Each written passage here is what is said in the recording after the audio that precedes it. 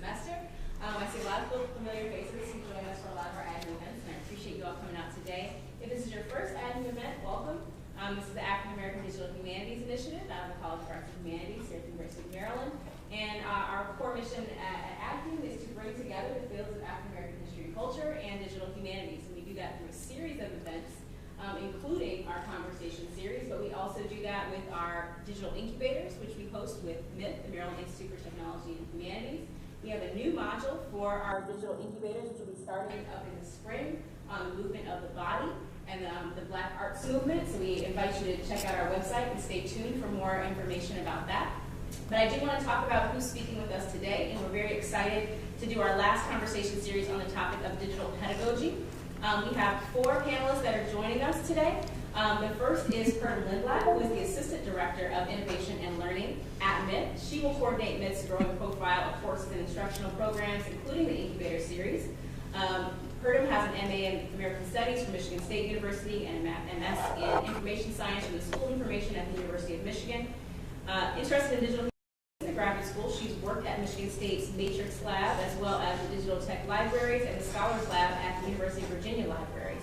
She's broadly interested in the implicit and explicit effort of the digital humanities can do for social, cultural, and environmental justice.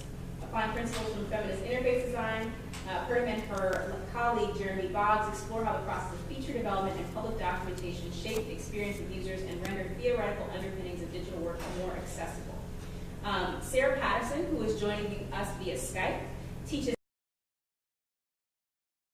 Mass Amherst. She specializes in 19th century African American women's literature, print culture, and Black digital studies. Her dissertation examined Black intellectual cultures and ideals, particularly through the lens of Black women's educational philosophies and literature. Sarah is a co-founder of the project The Color Conventions, which specialties in the 19th century and digital. I'm sorry, she's editing the co-editing. I'm totally globalizing this, Sarah. Sorry. She's the co-founder of the Color Conventions project. The project specializes in including undergraduate research, exhibits, and curriculum development and assessment. And she is co-editing the forthcoming volume, Color Conventions in the 19th Century and Digital Age. Dr. Alexis Williams is a lecturer at the Department of Human Development and Quantitative Methodology at the University of Maryland, College Park. She also serves as the Assistant Director for Prof-IT, Professionals in Training, a University System of Maryland teaching professional development program designed for STEM graduate students and postdocs and open to anyone who's interested in the academy. Understanding creative and connected teaching and engaged mentorship have become her professional passions. She's taught at the university level for 8 years in the content areas of development science and educational psychology and served as a mentor for the NSF-funded Promise program. Dr. Williams enjoys teaching about teaching. Her dissertation work surveyed high school teachers analyzing connections between teachers' beliefs about students and teachers' own efficacy and emotional experiences in the classroom. Psyche Williams-Forson is the Associate Professor and Chair of the American Studies Department. From 2009 to 2012, she served as the Director of Graduate Studies and is an affiliate faculty member in Women's Studies and African American Studies, and in the Consortium of Race, Gender, and Ethnicity here at the University of Maryland. Her research and teaching includes cultural studies, material culture, food, women's studies, social and cultural history of the U.S. in the 19th and 20th century. And her work on material culture and food has been published in books like Taking Food Public, Redefining Foodways in a Changing World, and the award-winning Building Houses Out of Chicken Legs, Black Women, Food, and Power. She examines the complexities of Black women's legacies in using food as a form of cultural work, and her new research explores food shaming and food policing in communities of color. In another study, she focuses on Black women in rural Virginia who worked in the underground economy at a time when few paying jobs other than domestic work were available to them. She is the recipient of many teaching awards that encourage faculty and students to enter into collaborative learning and working relationships with underrepresented communities. And received an award from the Academy for Innovation and Entrepreneurship for Fearless Ideas course that uses design thinking activities to address food insecurity here in Prince George's County. I lastly want to introduce our moderator, Javon Bickerstaff, who is a scholar of race, gender, and emotion work and is a postdoctoral associate with the Mellon-funded Adjunct Project here at UMD. Her dissertation, Together Close, Resilient, Essays of Emotion Work Among Black Couples, probe the emotional strategies that partners co-construct to foster emotional intimacy, navigate differences, and cultivate a shared identity, offering a rare window into the Black intimate lives. Centering and theorizing from the experience of Black cultures who endure longer than 10 to 15 years, Bickerstaff's first book project brings an intersectional approach to emotion management framework. provides a nuanced portrait of how gender matters, avoiding the gender essentialism in much of the research that uses white middle class as normative in American couples. She's doing a lot more work, but I'm going to get to what we're doing for today, and I invite Javon to lead us through what I think is going to be a really productive and fascinating conversation on digital pedagogy. So thank you all once again for joining us, and thank you to our panel. Let's get started. Good afternoon, everyone. Good afternoon. And Sarah, can you hear everything okay? Uh-oh. I can indeed. Okay. Excellent. I know sometimes we have a little lag, but we just want to check and make sure you're there. So we're going to jump right into this conversation, given the fact that, you know, the technologies on the digital pedagogy panel wanted to act up a little bit. So over at the Hybrid Pedagogy Journal, one of the things that they write about on their first page is that digital pedagogy is precisely not about using digital technologies for teaching, and rather about approaching those tools from a critical pedagogical perspective. That is to say, it's as much about using digital tools thoughtfully as about deciding when not to use digital tools, and especially paying attention to the impact of digital tools on learning. So by way of introduction to each of you panelists, and we're going to begin with you, Sarah, just so we know that we got you in the mix. In your work, how do you go about teaching students to be critical in their engagement with the digital? And that's a great question, and I really appreciated the fact that it's all about not only figuring out why to use tools, but also figuring out why not to use tools. So for example, in color convention proceedings, which has been a primary corpus by which I've been able to work with digital tools and students, there is some information that looks like it's data ready, right? Like demographic information, lists of names. That kind of information looks like it's ready to be placed right into an Excel sheet and visualized in something like a Google Fusion table or some other table. But then you have other types of information that is about women, Black women, right, that only appears in narrative form. And so what I ask students to do is check their assumptions at the text, right? Okay. What looks like data and what doesn't look like data, and how does that stop you from working with it? I hope that answers the question. Continuing, pardon. Yeah. Sarah, that's a really wonderful prompt in terms of thinking about like what looks like data and what doesn't. So one of the things that I work on is advocacy by design with my colleague Jeremy Boggs at the Scholars Lab. And the point and the goals of advocacy by design are to front the assumptions and the values of the creators about the material that might construct a digital work. So who's represented and how much flexibility do those who are represented have in shaping the narratives of the story that's being told within that digital research. So we think through like various prompts. So for example, like what is it about the work that's important and why? And how do we then translate that significance throughout the research within like articulating what the research questions can be, what the data points might include, and then how we document and share the work going forward.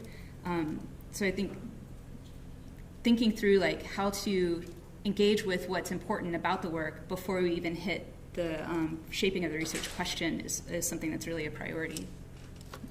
Alexis, who is also a postdoc at TLTC here at Maryland. I had her old bio, that's my fault. So Alexis. Changing. My title has changed again to Instructional Development Specialist for the Teaching and Learning Transformation Center. So I'm really happy about that because that means I don't have to keep reapplying for the job. And I'm really a generalist with this. So I talk all day about pedagogy and all the different ways to conceptualize it with educators on campus. And now my idea of who is an educator goes down to undergrads, which is a new, I guess, set of initiatives on campus. It's been done, but we support helping undergrads partner with instructors on campus to teach their classes very actively. And so what I try to get everyone to think about is similarly to pardon what you're saying, is like, as far as the research question, what is it that your students are supposed to be able to do as a result of taking your class? And are they practicing those kinds of actions, activities, assessments, assignments throughout your course so that they're constantly thinking at the level you're expecting them to perform? That's not common in our classes, unfortunately.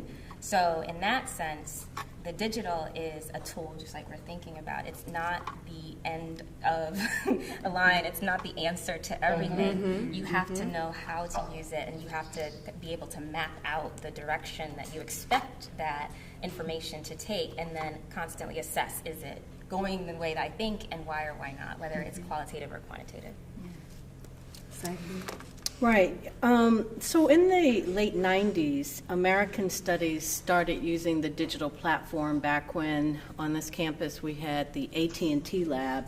And myself and my colleague, Mary Cease, who's here with us today, I was actually a TA in her course. And so we started very early on with virtual Greenbelt, and that is putting the town of Old Greenbelt onto the digital platform. And we worked directly with undergraduates for about 4 or 5 years, maybe, I think, through material culture courses. And so one of the questions that emerged for me as then a graduate student was, what questions emerged from seeing the invisible made visible? And how does that complicate our understanding? How does it complicate the way we teach undergraduates to see the material world? And then how does that fluidity affect how we teach this material, right? And so I think that's been a major pedagogical thrust for me as I've moved through now to teaching graduate students and undergraduates on my own. How does the visible render various complications from an intersectional point of view, but also how does it engage the questions you all have already asked in Sarah around data and when to use certain tools and when not to. So to follow up on what Psyche just said, I want to actually step back a bit. And so in engaging with this title, Digital Pedagogy, for this conversation, given what we do in AdHum, it's easy to focus on the digital part of it, right? But I don't want us to always be so focused on the digital that we lose the importance of pedagogy just thinking about it in general. And so if we think about pedagogy, every teacher is not concerned, for better or worse, with pedagogy, right? It's not a guarantee that because you teach, you are thinking critically about pedagogy. That's deliberate work. It's reflexive and it's recursive, and it brings us into this intersection of practice and philosophy is like meta. The only time I will use meta. And so if you're thinking about pedagogy in general, what is it that's at the center of your pedagogy? Psyche, you mentioned this idea of making things visible, how rendering things visible for material culture in particular is really important. And so for the panel, what's at the center? What's guiding and orienting your pedagogy? Oh, okay. You know, it's interesting you asked this question. I was looking over the prompts that you shared with us. Just this weekend, I was at the American Anthropological Association, and there was a panel on hypervisibility in food studies and race. And in my comments, I was mentioning liberatory pedagogies, right, from Paulo Freire, and also the banking concept of teaching. And so how do we, that's the position that I come from, how do I best empower students to do this work that has to be done, but then also empower the work that's being done to speak back to the students, right? And so for me, the digital platform, while I don't want to necessarily privilege it because sometimes I use it and sometimes I don't, I'm a material culturalist, so my engagement is with things. And so to the extent that I'm able to help things to liberate one's thinking and at the same time complicate that, that becomes my thrust. How do I make the thing speak? Right, so that students are constantly asking various questions of its three-dimensionality, of its, again, of its movement, of its change, of its visibility and invisibility again. So, I bring to the teaching a lot of different styles, right? Not just whether it's community engaged work, whether it's the digital, it's how do we get students to think more complexly about material lives. Wow. I think several answers would come to mind for me. Okay. The first immediate answer was the system of values that's held at the center of all pedagogy. So when I teach, if I can try to get my students, no matter what it is they're approaching, to think about what's the most important thing, or even if it's not an outcome, if it's something that they see as being somehow relevant and meaningful, that they can assign to that thing, that whatever it is that we're supposed to be learning about. In my case right now, we're talking about mentorship.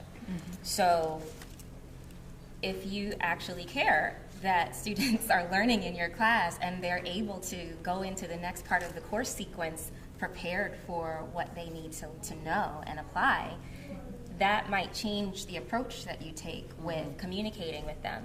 And ideally, it's so, this is cool. I'm learning from everyone on the panel too.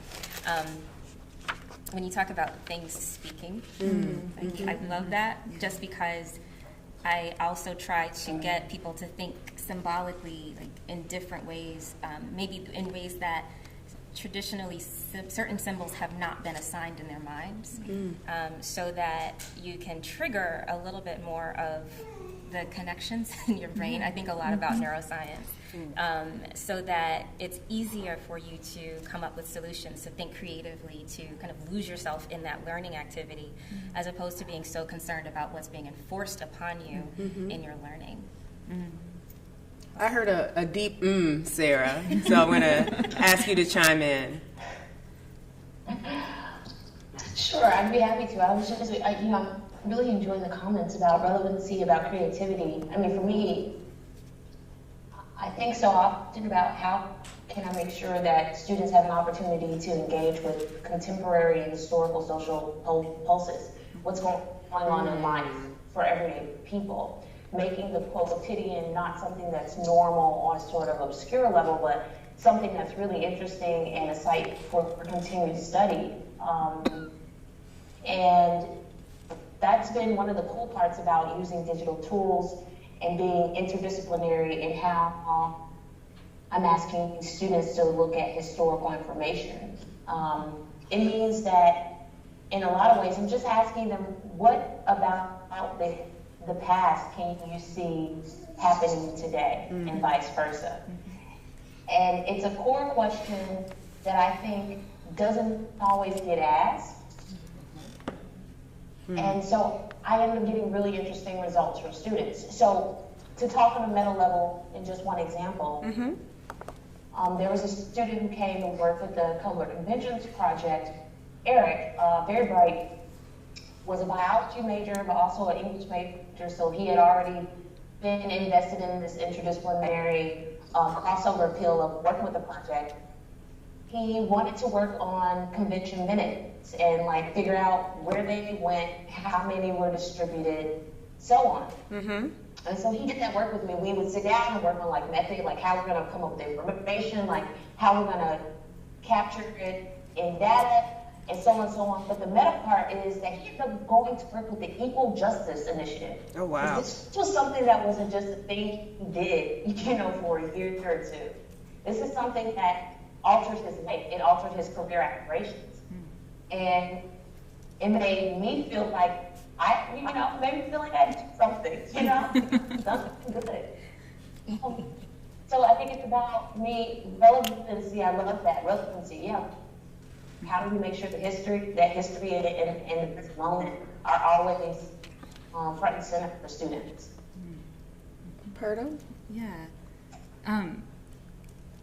So I've been thinking about like what is center, and because I'm an archivist, I often think about things like neutrality and how like many archives, most archives, there's nothing neutral about archives. There's always inherent biases for a variety of things. So the base materials have like assumptions of like what's significant for the current moment and then what's significant for future audiences. And so I think what's central to me when I think about teaching and my pedagogy, it's how do we show up as co-conspirators, to borrow your phrasing, Jovan, as a way of like breaking down like the assumptions of neutrality to kind of pull back like onion skin almost, like the different decisions that have been made in terms of not just like the base materials they're looking at, but all of the different digital interfaces, because like often digital interfaces have this like sort of vocalization, or they speak with authority. And so how do we help kind of uncover what those assumptions and what the sort of foundations are of the projects that are being built, of the materials that we're using, so that when we begin to like think about the kinds of work that we want to collaborate with our students, that we can talk about things from a place that is of a reflective practice, that we can think through like how choosing one tool over another can shape the story, or having one particular set of naming conventions can like either hide or expose different people within those materials. So what you just brought up, Purdom, reminded me of something that came from the keynote that you recently did on library research and innovative practice for the forum. And you mentioned Sophia Noble's work, and you quote an excerpt from her work on bias data, which says, when we talk about these kinds of racist experiences and pointers that happen in technical systems, we also hear in the public discourse these things talked about, again, as anomalies, as glitches, rather than helping us understand and unveil the ways that programmers are people who write and code as a languages, and all languages are value latent, including binary code languages. And so what you said, what you have quoted Sophia Noble say, really talks about the need to think about all of these issues from the beginning of the design. And so in thinking about that, Sarah, in particular, in the work that you do with color conventions, for the agreements and the memos of understanding that you have for your instructors and students, you ask them to be very, very intentional about privileging the centering of Black women in the work. And so how did you come to that commitment with everyone on the project?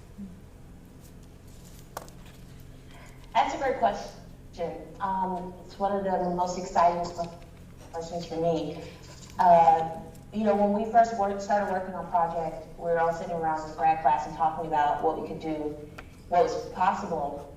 And one of the things that I kind of said early on was, the basis of my interest is always going to be the margins, right? And so as it were, although Black folks are the margins, right, in the larger context of 19th century political history and intellectual thought, Black women in the context of the color conventionist movement are at the margins, right? They were, although very active, regularly left out of proceedings, although on business committees, regularly left out, although raising money to keep the conventions afloat, regularly left out.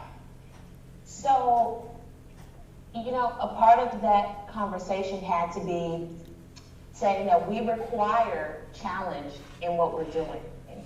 We can't do the easiest thing. The easiest thing is looking at the Black men's names and doing research on them.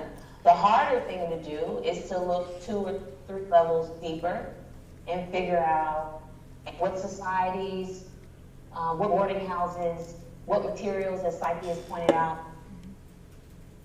what cultural projects were Black women also engaged in. And so that was the harder question, and I'm very, very happy that people have been willing to ask the harder question. I love that. I think that's going to be my new analog, Jovan, tagline, require challenge, can't do the easiest thing. And so in thinking about what both you and Purdom have said about what you choose to center, when we think about at Hume, we talk all the time about centering Blackness. everything that we do is so very centered on centering Blackness. Saki, if you think about the work that you do with foodways, what are the things that, in addition to the things you mentioned already, what are you trying to get students to center, but also as an educator, you've talked about going from being a TA to being the chair of the department and associate professor. What are you centering within the discipline? So I'm going to answer this question two ways. When the call went out for colored conventions, and it indicated that Marianne Shad Carey was the one woman who had some particular role, correct me if I'm wrong, Sarah, with the conventions, but she wasn't allowed to speak. And so I immediately wrote the convener, and I said, so can I do this paper? Can I submit this paper? Because the question I had was, where did people eat and where did people stay? And if you ask those questions, then you immediately get at the role of women in the conventions. And so she was like, yeah, by all means. And so that's how I got connected to the conventions, and that's part of asking the hard question. It's an obvious question, but it's not one we necessarily think about, right? And so part of the beauty of material culture and the study of things is it's everyday, it's quotidian, as someone has already mentioned, but it allows us to ask the simple question, which is not always, it's not always that complex. It's just as simple as, where did they go? How did they get there? And so as I center, as I work in the department from which I received my degrees, my questions are always, or I hope that they are, the simple questions that will get us to the farthest place. And so as we do this work in American Studies, where we focus on the cultures of everyday life and the constructions of identity and difference, they're simple things that will get us the farthest, because all of us engage in everyday life, right? And so as we ask those questions, as Sarah was mentioning, and the rest of you have also alluded to, we do ask, who's coding? What languages are being used? I mean, these are basic questions. Who's writing? Right. Who's listening? Who's in the audience? Who's doing this, that, and the other? And I bring those same questions to my teaching. I think my colleagues challenge us just in everyday conversation. Who are we talking to? And when you ask those very simple sorts of questions about people's everyday lives, I think it yields a plethora of really complex responses. Alexis, you've spoken about this new shift with the new title, where you're really thinking about undergrads as educators, but you've also clearly done work with graduate students thinking about professors in training. And so when you think about the work that you do with your undergrads versus your graduate students versus your faculty, do you center different things? Are different things guiding you? I guess it depends on what we're talking about. Okay.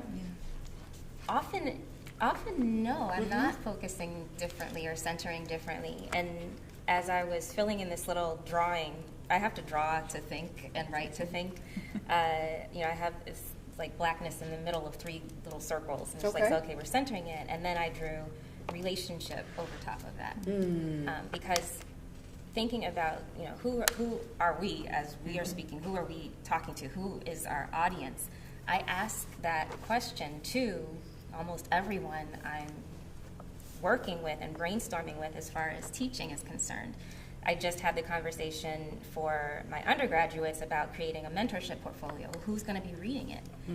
Because in that case, they should know a little bit about what that person or what that audience will need in order to maximize the experiences that will get them hired or get them chosen for graduate school or wherever they're going to shift their experiences as mentors. So, but I also think about the person, I guess, that we allow ourselves to be, not so much all the time of the way that we expect the audience to receive that person. Because in a lot of ways, as an educator, you are teaching others how to see you and how to interpret you. So it's really about knowing, again, what that central value is of your own, if it's blackness, if it's cultural identity, if it's gender, if it's religion, if it's nationality, if it's all these different things. It really comes down to what parts of your identity are the most active and why. Are they active for the right reasons at a given time as you are creating this particular interaction with your audience? So for me, it's complicated. Yeah. Layered, right. And nested. I'm constantly questioning, like, okay, what is this really, centering around right now for me, and is this where I want to be? One of the things that several of you have mentioned as you're kind of thinking about what you center and why are the ways in which you're centering things that have traditionally found themselves on the margin, right? Whether that's Black women or whether it's the way that thinking about daily realities and everyday life gets pushed off to the margin. And so as you're thinking about the way that we choose what we center, how can we begin to shift the center within our disciplines, within our general frameworks, so those things stop being at the margin so that they can start being places that we take as points of departure? Sarah, care to chime in? Sure thing. I mean, it's such a great question, so I can't say that I probably have the best answer, but I think a part of this is about normalizing the margins as a site of study. Sometimes it's the boutique thing to do, it's the cool, trendy thing that maybe gets, probably in the past has gotten one panel or something at a conference, or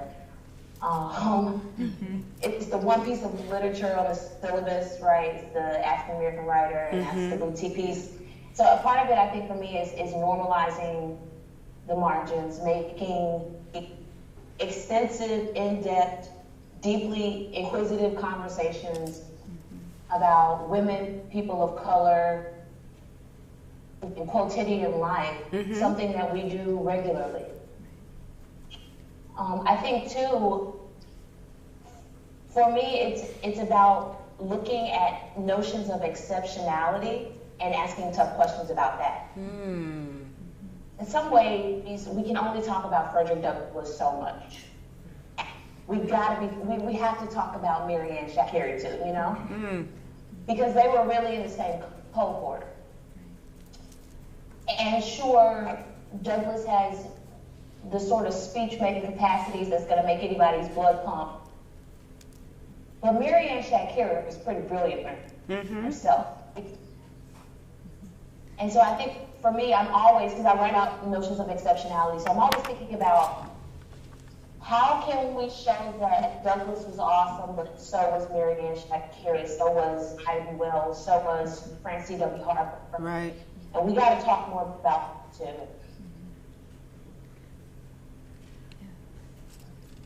Purdom, one of the things that you mentioned in this idea of advocacy by design is that we have to do, and I think Sarah is touching on this as well, some kind of speculative work, thinking about the infrastructures, thinking about the imagining we can do as we're designing our work, our research, what we write, who we cite, as Patricia Hill Collins reminded us in our very first conversation. And one of the things you bring up is this notion of an ethic of care, right? Which I think is particularly important because a lot of the things that we've talked about are not just about the way that we can think about intellectual spaces as being kind of cold, objective, but our everyday realities. We don't stop being people in these spaces. What does that look like when you pull it into your framework? So I've been thinking a lot about some of the things that Sarah said about kind of centering the margins or normalizing the margins, and the other thing I think about a lot is what you said about, like, if you are an ally, how do you show up, and not just like show up for the easy stuff, but like have an invested stake, you know? And so I think some of this comes down to like being willing to show up as a co-learner rather than an expert, and showing like a complete willingness to uncover what you were saying, like some of those vulnerabilities, like this is what is important to me and I want to share this with you. There's a comic that I absolutely love, and it basically like breaks down statistically how many people are learning something new for the first time each day. And if you hover over it, it basically it's like 10,000 people are learning something new for the first time each day. And it's the sort of tagline is it's so much cooler to tell somebody about the Yellowstone supervolcano than it is to like mock them for not knowing about the Yellowstone supervolcano. And so I think like showing up, being able to say, I don't know that, but I really think that you might, so help me, let's look at this together. So showing up with like your values on your sleeve, I tend to be like really open about what's important to me, and sort of trying as much, even if it's imperfect, to put that at like as a foundation mark for all of the discussions. And I think in some ways advocacy by design helps do that in terms of like what's important about this, and then how does that sense of value express itself into each part of your collaborations. Like how do you think about things like shared credit and what's meaningful and portable to the people who are in the room? And to do that somewhat explicitly, I mean, I think that we're really good at sort of socializing people into the social life and the norms of a department or a program. And so to sort of begin to make that explicit, so it's less of a way of like having something so that it ends up on the margins, that if we kind of keep bringing it back as like an important part of the discussion, it may remain somewhat marginal because we don't have materials, but the significance is not margined. You know, the significance is centered. Sarah, you can't see it, but Psyche has this like the wheels are turning look on her face right now. I know. I was trying to control my facial expressions because I'm all over the place. I want to complicate this conversation a little bit, okay? Because you said, you know, people don't stop being people, right? I want the notions of exceptionality. I want that because that gives me more fodder to push back against. If we normalize the margins, then the margins become then there's no friction there. There's no tension, and I think people aren't going. If we argue, let people speak from their position, but then we want people to not dabble in exceptionality. Some people feel that they are exceptional, and some people feel other folks are exceptional. Fine, bring out the exceptionality of Frederick Douglass, which allows me to say, but you forgot his wives. You forgot what they ate. You forgot how he came to be the elder statesman because of the work that these women were doing behind the scenes, which allowed him to be out in front. I'm not always certain that I need the margin to come always to the center, because sometimes you can't hear when everybody's in the center. I need some things to stay on the margin so I can say, listen, those of you who think you're in the center, you need to hear these other voices. That's the pain that I'm working through, because I'm like, on the one hand, I do want the margin to obviously be more visible, but that goes back to how we started about what do we want to be visible and what don't we want to be visible, right? It's almost like Darlene Clark-Hine talks about the culture of dissemblance. What do I want you to know but don't want you to know, but I'm going to tell you just enough for you to know? We don't always need everything to be out in front. And so for me, there's some things I prefer to stay on the margin so that people in the center can hear me. Because if we normalize it, then we do just that. We normalize it. So then where's the tension? I mean, that's what I'm thinking. That's a really about. interesting tension, and I just want to unpack that a bit more. So in thinking about what happens when we normalize it, right, that's the central issue, is that if we think about our canons in any discipline, those things are very much normalized. It's not just that they're normalized, though, they're given value, right? And so maybe another way of thinking about that and shifting the frame a bit is, how is it that we can make sure that we are pushing ourselves to find value in things, whether they're at the center or on the margins, right? So how do we make sure that a multitude of voices get value? Right. Right. Well, listen at the language we're using. We're talking about margins and center, right? As opposed to, again, what voices are we bringing to the conversation, period. Right. And who are we leaving out, sometimes intentionally. So, and I don't necessarily think that the statements I made apply always to every situation. Right. That's the other thing. I don't want to suggest a one size fits all. What I'm saying is there are different times in which margins is a power position. And then there are times that, you know, the margin is the position of less empowerment. And so, again, I think it goes back to how we started. Yes, please, how we started. Sorry about that. Sorry to interrupt the last part. I just wanted to chime in and say, yeah, I love how you guys are complicating this. One of the things that, just to piggyback off of your comment, Psyche, that's so true of the conventions movement, is that conventions were as much a shield of protection as they were a mode of positive exposure.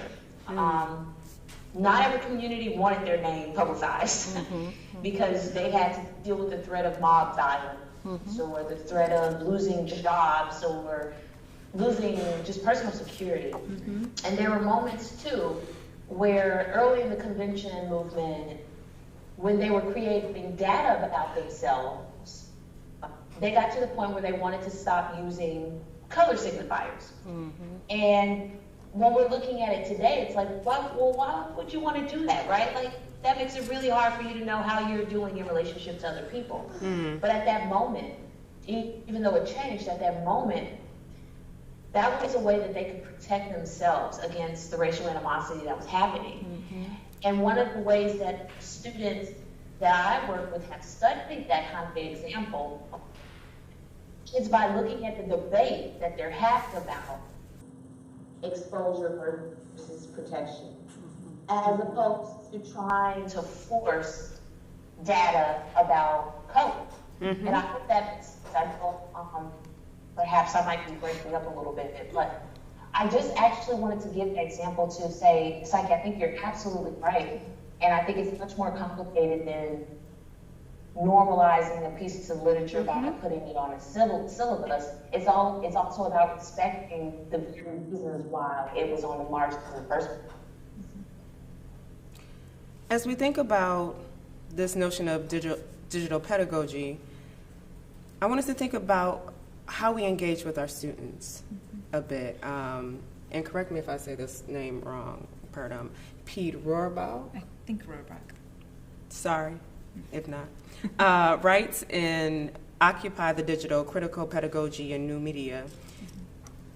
Thinking through this notion of critical pedagogy has a central place in our discussion of how learning is changing and evolving and transforming kind of in the 21st century, because it's, quote, concerned with an equitable distribution of power. If students live in a culture that digitizes and educates them through a screen, they require an education that empowers them in that sphere, teaches them that language, and offers new opportunities of human connectivity, end quote. And so if we're thinking about some of the things we've been talking about, protection, surveillance, liberation, if we think about liberatory pedagogy as engaging both teaching and learning as a collaborative effort with students, what are the ways that you are excited about and wary of engaging with the digital?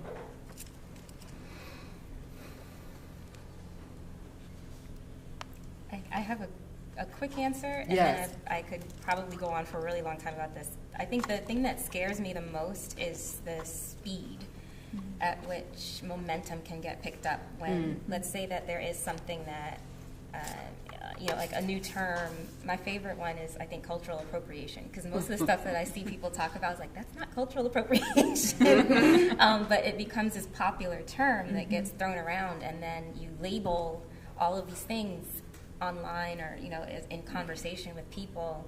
And then it becomes, well, we can't talk about that because you have now appropriated the culture and you're not allowed to ask questions about it. You're just supposed to behave the way that we tell you to, which is basically like, you're canceled, stop talking. And so I think that can happen often in classrooms, whether we are in person or, interacting over all of the new media that are being built into our communication methods. And our assessment methods. And I think, just in my perspective, if there is not this deliberate teaching of, it's almost like a gentleness, I would call it, that I call it for myself, just the things that I'm ignorant of, I need to be able to expose so that I can learn, and just in order to learn. If I'm not comfortable exposing those things, then that means I don't trust the people around me not to judge me, not to make me feel horrible for not knowing. And I don't trust them to share with me the things that would really help. So we're not a community at that point. And I have an example. So the first thing I was like, oh, Miriam Shakiri, I have to learn about who this person is. But I've noticed that can happen really nicely sometimes on Twitter, on Instagram, like even some of the just true social media, where I've learned from others and other scholars have taught me things. So what I would love for us to do better is to be able to interrupt the wave of like, oh, well, you're not supposed to talk about that, or you're not supposed to say it that way, or that's racist, or you're not supposed to talk to this woman or this person like that. There needs to be more of this, well, okay, think about what you just said and how it might have come across. Did you mean it that way? And let's think together about like what this person took from it, and then are we able to learn from each other in a way that kind of changes the dynamic now and makes it more of a trusting environment that needs to be possible for students to learn deeply about things, as opposed to just like, okay, this is what this is what that is. I can check a box on an exam and then pass the class. But that's not how we really interact with each other. And just to ask the question, who are students? And what's a classroom? When I was approached by the Goucher's Women's Prison coordinator about teaching an American Studies course to the women, who are our students? What ages are we talking about? Because I don't necessarily see an equitable distribution of power through the web or through the engagement of technology. When I listen to my mom talk about how Avon has changed and now she has to do all this stuff online, that's not equitable. But she's a student in that particular context, and that becomes her classroom. So again, it's asking for me the simple questions, which really do end up getting us at some different challenges, right? Because we're thinking now the University of Maryland or our respective institution and the folks sitting out in this audience, but because you're talking about the web, anybody at any moment can be your student, and any platform can be your classroom. And so how are you engaging on those multiple levels? Every time you send a tweet, every time you log into onto somebody's page, as we're learning here on this campus, the challenge of crafting just a website on this campus. All of a sudden, as of December 1, every page had to be accessible. And what does accessibility mean, and how wide does that go? Because clearly there are people who are engaging our pages who don't think they're accessible, either from color or from the size of the font or audio. So it's a behemoth, right? It's a huge task. And so what part of that can I bite off in the 12 weeks that I am going to be working with these particular groups of students about how ways in which they can see differently and ways in which they can know differently, just to get us through that particular segment of whatever course I'm teaching, knowing, of course, this is just the tip of the iceberg. Anyone else like to chime in? Yeah, I would like to. Alexis, your comments made me think particularly about like pace and speed. Made me think a lot about Moya Bailey's call for adding an ethic of pace within what the digital humanities often like has. There's a conversation around like an ethic of care. So like, how do we fully appreciate the whole person as we collaborate, and how do we acknowledge like the emotional labor, the sort of hidden labor, particularly of parents, but that's definitely not true of caregivers of any kind, within our professional spaces. And part of that ethic, Moya Bailey was talking about, like, how do we signal it's okay to roll off a project, or how do we signal it's okay to slow down on something? And I think a lot about that, you know, and to Psyche's point about like who are our students and who are where are our classrooms, I think a lot about like being able to articulate like what's important, even if it means lying essentially occasionally. So one of my favorite people was on a panel to introduce new faculty, like in fact new faculty orientation, and she straight up lied and said her department was awesome for families, like you could bring your kids. And she thought no one would sort of mention it. But everyone else on the panel was like, oh yeah, that's important to our department too. And I think a lot about like if we can sort of thinking about like where we can be agents of saying, hey, this is really important. And we have a small group of people comparatively that we can change this. Like maybe our department can be a place where we think really hard about what it means to be accessible. And so we can think through like where materials are located or how we talk about either our users, our students, our collaborators. And also saying, you know, signaling like it's okay to slow down on something. You know, none of us, at least in the work that I do, it's not life-threatening. So if it takes 3 extra weeks and I've got a better handle on how to talk about something or how to help someone represent their story or their cultural significance, it's okay to take extra time. You know, so. Yeah. So, Psyche, I feel like I'm gonna have to like write a paper on just your comments after this. As you were thinking through this issue of who's a student, and thinking about, you know, what does it mean to teach a population who's in prison? What does it mean to be interacting with your mother, right? The necessary question that comes from me then is who's a teacher, right? And so we often ask our students to take risks. Like risk taking is a big thing. We have it in all the new syllabus, as I'm developing a new one right now. We want you to take risks in how you think and don't just think about your grades and all that things, right? But then that begs the question, do we take risks as educators, right? Or do we stay in the relatively safe space of being the expert? And so I'm thinking of something in particular.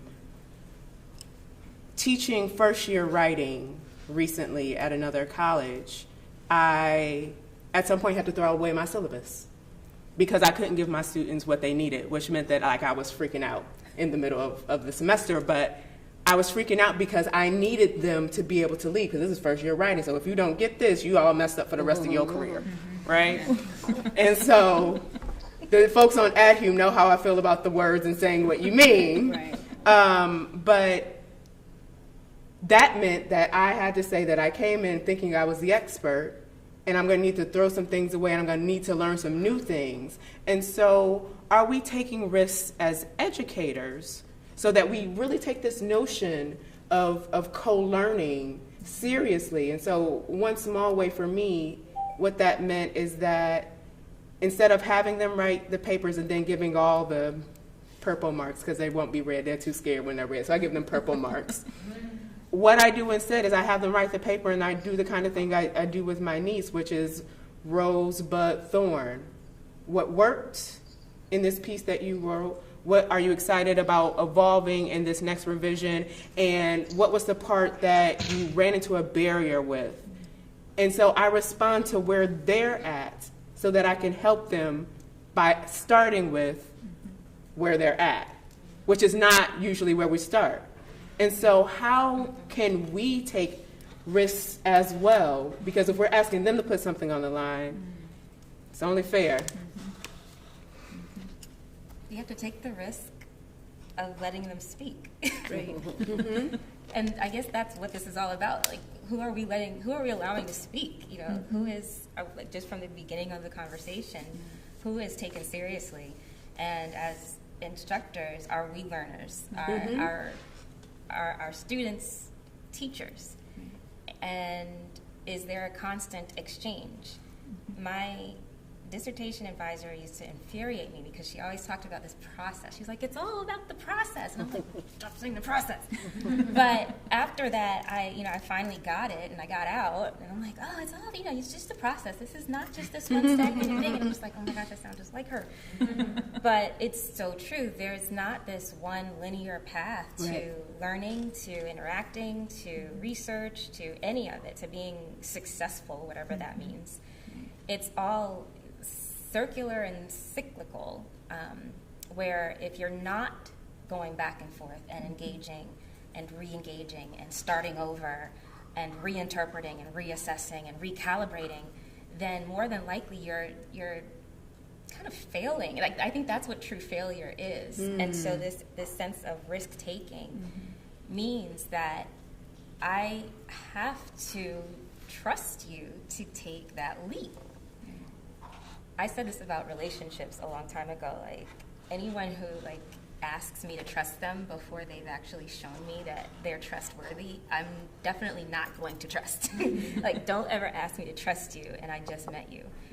And so that's kind of what we tend to do as educators. We're like, oh, we're going to come into the class, and we're going to have this wonderful time, and we're going to just be a big, happy family, and then we're going to just take all these intellectual risks and expose ourselves intellectually, and just, it's going to be wonderful. And the students are looking at you like, that's absolutely what's not going to happen. This is terrifying. And all you really care about is whether I do what you told me to do. Right? So do you really want to know what the student is experiencing? Even if it's, let's say you have 500 students in one classroom. Can you get that information quickly from all of your students? If you have, I have things I call unclickers, because some people use clicker technology in their classroom, but it's like use this paper that I fold up, and I have the students show me their answers based on the colors and the symbols. And actually, you can go to go.umd.edu/unclickers and find it. But the students that don't respond sometimes are kind of on the side of the room, and I'm looking across everyone. Even if it's 10 students in a room, they don't expect me to really pay attention to them.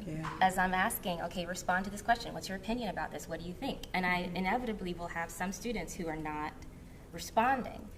And so I have to make it known to them, oh, I didn't see your answer. Did you put it down? And then they're like, oh, yeah. And then after that, they keep responding. They make sure that, oh, she actually is paying attention to me now. But we condition our students not to focus on actually giving back as part of their learning process, what it is that they understand, asking the question about something that needs clarification. And I love that rosebud thorn. I wrote down earlier the what, so what, and now what concept. So it's what is it that you understand? Why is that important? And have I given you a reason to care about this that's good enough for you, based on what you know and based on your prior knowledge and experience? And then now what? Now what do we need to do next to continue building? But that's the difference, right? That's the difference between an educator and a teacher. I guess I wasn't defining them the same way. Yeah, because I see and I mean, as some being people possible. do. Yeah. I mean, some people do, but I work with middle schools because my daughter's in middle school, and this is no knock against those who are teaching her, but our life experience has been such that I question the difference between an educator who recognizes a whole student and sees changes happening with that student, and a teacher who's in there to get particular kinds of information to them because they have to teach to a test, which I understand. But in hearing a long time ago about lifelong learners, I decided that was me. Some of the best syllabi are the ones that change every time the course is taught. I taught a course which I've been teaching for years, and I'm about to teach again, and it was a disaster when I taught it a couple of years ago, and that's my area, race, class, material, culture. But it was the way I decided to teach it that was not successful for me. I didn't enjoy it. I felt like the students didn't enjoy it. So, I mean, yeah, the short answer is yes. I think we take risk. There are people who take risk every day when they open their eyes because they're living with different types of mental wellness. So, and then there are those of us who every time we step outside our door, we're taking risks. So life is about risk taking, right? And some of us engage it and some of us don't actively or what have you. So yeah, I absolutely think that as an educator, risk-taking is at the center of what I do because it doesn't always work. I'm not always going to be teaching the people who are going to learn the way that I'm going to give it and all of that kind of thing. Sarah, we're going to have you chime in, and if there's anyone from the audience who has a question, get those prepared as Sarah gives us some of her thoughts. Well, mostly I want to say that so many of you guys have, mentioned those things that I deal with too, making code into our classes, the sort of questions that we're asking ourselves that are tough, wishing and hoping for student engagement, and then, making sure that we're building systems of accountability to make sure that they're engaging right back. And I think inherently in risk-taking, there's a lot of vulnerability, right? Like, with the project that I worked on, with the Color Conventions project, it was an open access platform where we're asking people to come and look and learn and do things. You're always kind of curious about the number of learners who are doing things, right? You start to build systems of critique that probably don't really exist. Like, how many people are coming to our site this week or this month or this year? You start asking these questions that really are all about like personal vulnerability. Like, you want people to care about what you do. So I think that risk taking is about like exposing yourself to new audiences who may or may not interact in the ways that you want them to. And to just be happy with results, period. Not always be so hard on yourself when you're doing new things. I think for me, that's the big thing that I want to like publicize. It's just like being comfortable with vulnerability and being happy with results, even if they don't like reach some crazy, incredible status. Like sometimes it's just about doing something good and going home and feeling good about doing something good. Questions? I have a question. I appreciated the panel's conversation about stepping back in your expertise, co-learning with students, and I generally appreciate that train of thought, but I want to ask that in relationship to incorporating the digital in the classroom and the complexity that arises for myself, at least, in wanting to draw upon students' interests and perceived expertise while still situating oneself as having done the work of being an expert in a given area, and how you actually deal with both of those at the same time, right? So there is a layer of complexity with those of us who teach about culture and teach about the culture that students are accustomed to dealing in regularly, in making it clear that there's still theory, and there are still empirical evidence, and there's still methodology, and there's still studies, and there's still literatures. So can you talk about the balance of centering students' experiences and centering them as co-learners with the idea of needing to still centralize what the knowledge is that we hope to sustain in our classrooms? Thoughts? Panel? I'm constantly changing my approach to that, and I guess one of the places where I have turned often would be like the polling software, just using Qualtrics. So we have a Qualtrics UMD survey on campus that you can design either anonymous or identified polling, quizzing, etc. Or you can like a Google form, as long as it's something that matches the question that I have of the students. So in some cases, I might be able to make a public report of all the students' answers if it's something that I would consider to be like safe to report back out. So, did you try this new learning technique and what did you think of it? Was it something that you saw as being useful or not? And then we can look across all the answers. If it's something more of, have you had an experience with this type of conversation? How comfortable would you be? I would want to collect that information privately from the students, possibly even anonymously, and then be able to bring that back to them in the classroom and discuss generally, without identifying anyone, what some of their ideas were. Okay. So that's one quick way to be able to incorporate their ideas while also tying in the lessons that I want them to take away as well. Other thoughts? I could add too. Please.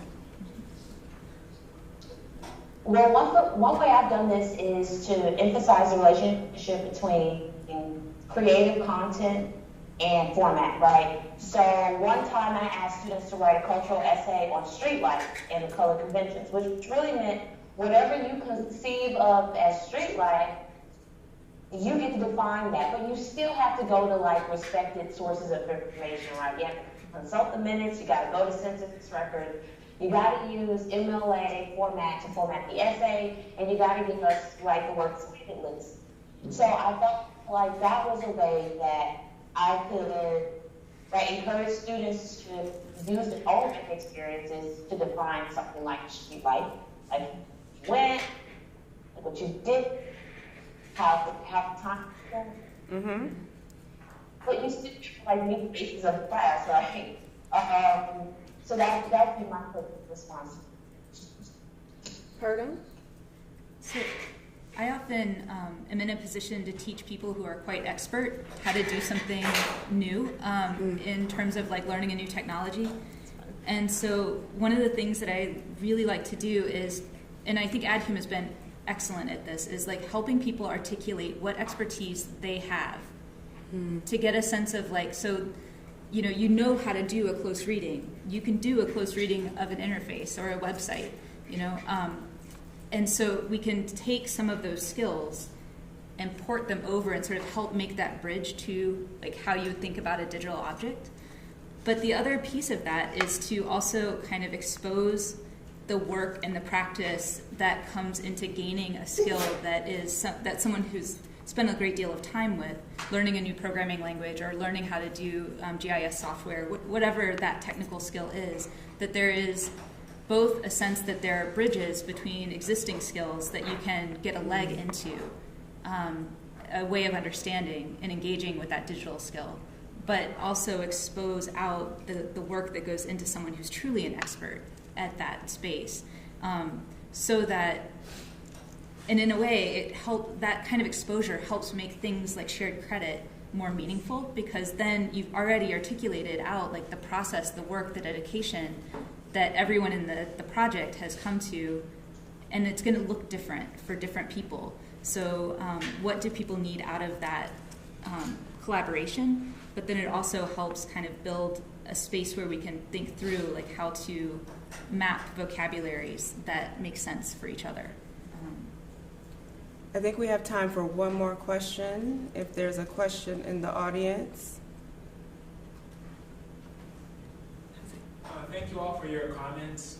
My question, so when I'm hearing the phrase like digital pedagogy, I'm thinking of it like so broadly, and I'm thinking like just all the different examples I can think of, whether it's showing a YouTube video, and we've talked about some of the examples from Google Forms, mapping, and so I would really be interested in hearing what are some suggestions or ideas that have worked out well for you all that you would encourage other people to try, or it could be something that didn't work out that you would still encourage people to try in terms of particular activities or teaching methods using the digital.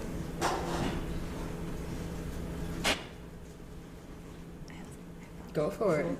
So actually, because I often don't teach in like a classroom setting, I don't have like a particular platform or exercise, but I think what we started with at the beginning, like when to use something that's digital and when not to, is I think that conversation, no matter what the platform is so core. Like, does this further or obstruct the stories we want to tell, the sort of the things that we want to learn? And if you can answer that question, then it almost doesn't matter what the platform is or what the tool is, because you've engaged at the heart of like why this thing, and how does that thing in a digital format help you further a conversation about what's important. but I mean, like I said, that's not technically what you're asking, but like, how do we think about like how and why we use these tools? I guess it's like, what's the... I'm happy to chime in too. Oh, go Please ahead. come. Go first. Oh, okay, great. Well, I was just going to mention that one of the things that I've done with students is try to help them work on an entry-level tool like Google Fusion. Not to say it's not capable of doing really extraordinary things, but it tends to be a sort of novice tool for folks who want to represent data. And what happens is it satisfies, right, an intensive use of something that's open access for a student who wants to learn a skill set quickly. But then it frustrates the student who wants more. And they're like, no, this sucks, right? Like, it can't do this, it can't do that. Like, Sarah, I don't like this tool. And I've had students who were like that, and I loved it so much. And I was like, great, okay, try this one. Like, this one's gonna be harder. Like, try this one, right? So, that's one of the things I just want to promote is, using novice tools, but also helping students gain access to those that would require more skill, more time, more consideration. Awesome. And so we're going to take two quick additions from Alexis and Psyche. And unfortunately, we've had this great conversation that we've run down all our time.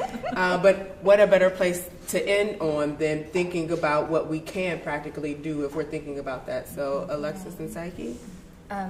Just as far as like attention, this goes back to this sense of what is the most important information, and then how do you get rid of everything else? Like, how do you not incorporate the things that would distract you? So I think I was just reading Moonwalking with Einstein, and it's all about how people memorize information and learn what's the important information to have. And he said that once books became mass produced, people stopped remembering vast amounts of information to be able to tell just because it was just right there in front of you. And something similar is happening, although it's also very different now, with this ubiquity, I don't know if that's the right word, of all of this information. Now it's like, well, how do you get exactly what you need and no more? And so in that sense, what we need might be like, I noticed all of us up here were writing as soon as we sat down. We had a pen and paper, not computers sitting in front of us. And so for us to be able to synthesize information, it was important to have something that we can scribble on. And this was the best tool. So to know what your tool is, I think would set you up the best to be able to be successful. And I think that's the decision that students should be taught how to make. Yeah, I agree with everything that has been said. Quite frankly, I think it is important to remember that most of these things are tools, as was said, and you don't need a hammer when, a nail will do. But also remembering that as we move through this rapid age of the digital, there are old things that work just as well. Yes. I had an undergraduate student who came in my office the other day who works in our office, and I needed her to pick a book up for me from the library, and she didn't know how to use the library.